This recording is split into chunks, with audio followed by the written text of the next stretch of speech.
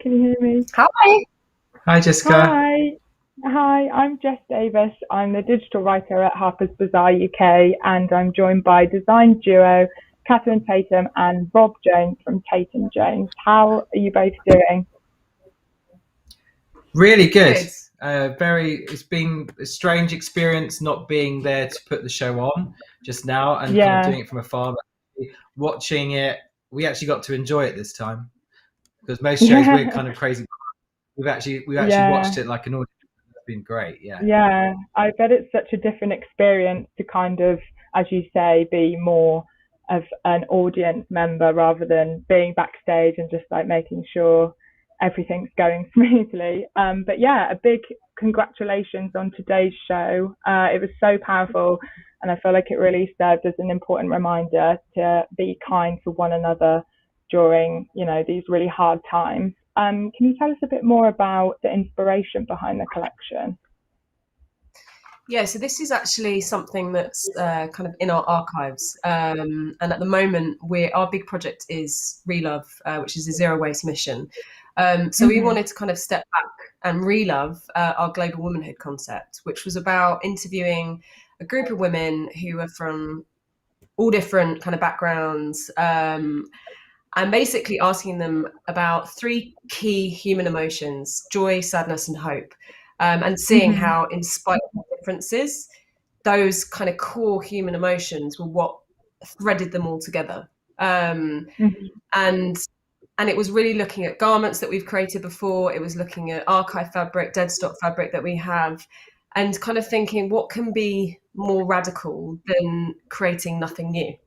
What can be more radical than actually creating a collection based on successful, solid archive pieces, ideas, research, fabrics. So that's what we did. Yeah, I think we've revalued Amazing. everything that we have. It's kind of, Yeah. I think, fashion's tendency to do something and move on to the next. And what we've been Yeah. doing is looking at everything from research to fabrics to developments to shapes and just saying they still have life in them and we shouldn't throw them away. Let's just keep looking at them and just kind of bring them out again so that people can, like, even just then in the show, we're like, that dress has never had its space. It's never had its moment yet. Like Yeah. now it has had its moment. So that's what we're kind of doing at the moment. It's just re-looking at Yeah. everything.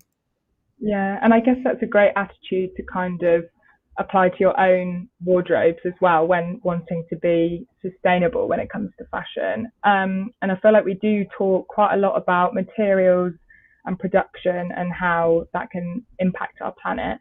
But your brand focuses on socially conscious fashion. What exactly does that mean?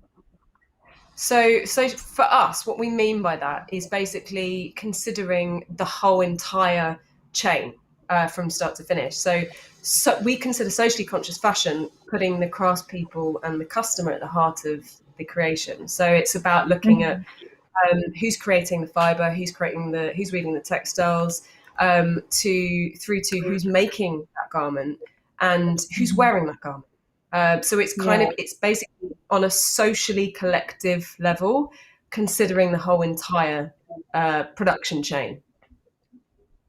Amazing. And for over a year now, all of our lives have changed drastically more than we could ever possibly imagine. I was wondering, as both a brand and as individuals, what have you learned during this pandemic? Well, I think because it forced everyone to pause, and as a industry and as a business, we had to stop, and that I think has really helped us kind of think and reflect and really make what's important about it. I think Catherine and Hmm. I have discussed a lot the last year that we probably were falling out of love with why, when we were at college and when we were starting out in the industry, everything that we loved about it, it was just becoming Mm. such a juggernaut of a thing that it was taking. And this has made us stop and actually do the things we love and actually spend time on those things. So by re-looking at things and just having a bit more time to kind of, like, some of the, like, kind of developments that we've pulled out that we'd kind of forgotten about, and we were like, we would have Yeah. never have had that time to do that, and now we have. It's kind of, yeah, falling in love with it again. It's re-loving and revaluing fashion in a modern way, and in a Hmm. way that see fashion as so dispensable. We really are kind of on this zero waste mission to get people to revalue and revisit and reimagine what already exists. We're doing it as designers and as garment makers by looking at what already exists in terms of textiles, and all our kind of textile developments consider fabric that exists rather than creating completely new textile developments. So yeah, it's re-loving what's already there, and having a zero waste attitude to fashion. Yeah. And do you think this is something that the whole industry will kind of move forward together on in the end, I guess?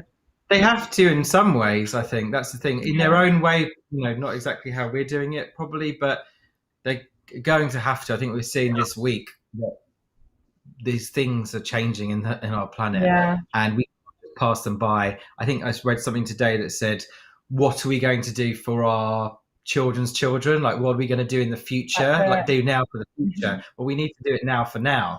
So it's great seeing a lot of young designers kind of, it's just in their DNA when they start out because it's the world they live in. So I think it's just, we're just going to have to work harder on the kind of the bigger players to get them up to speed, really, with what the rest of us are trying to do. It's not just it's the bigger players plus all of the kind of big corporate fast fashion companies who play a part as well.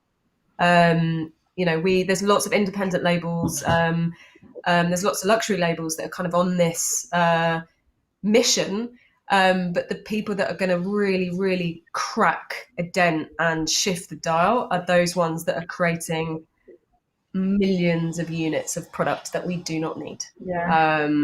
So that's why our whole kind of question of and thinking of what could be more radical than creating nothing new is because perhaps we don't need to.